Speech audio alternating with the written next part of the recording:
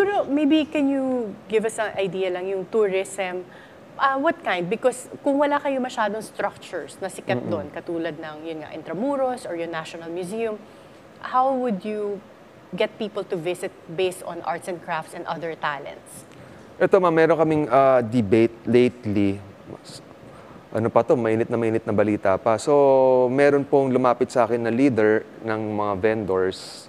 So, gusto nila sana maibalik yung mga vendors dun sa Divisoria, kabaan ng Recto, na pinatanggal po dati ng former mayor yan. So, ang sinabi naman nila sa akin, dun sa highway po kasi 3 lanes yan eh, 3 lanes. Ito yung bangketa, maglalagay sila ng isang metro lang para sa kanilang mga vendors na pagtitinda.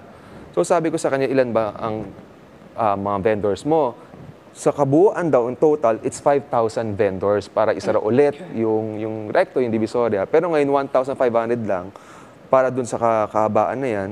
So kailangan po natin muna pag-aralan, sabi nila sa akin, sana November to December lang naman para mabigyan ng kabuhayan yung mga vendors.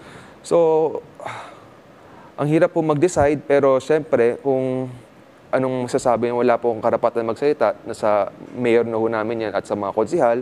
Pero kung tatanungin ninyo, yan po yung magiging parang tourism yan eh. Pasko naman eh, spirit ng Pasko eh. So, ano ba ang night market, ang meaning ng night market, di ba ho? Tayo na lang ho, kayo na lang ho mag-debate kung ano ba ang night market, maganda ho ba yan? O ito po ba hindi maganda at problema lang sa trapiko? Well, in other countries, Europe, they have the Christmas markets and it really opens pag Christmas season na. Exactly. So parang type of tourism din siya in your concept.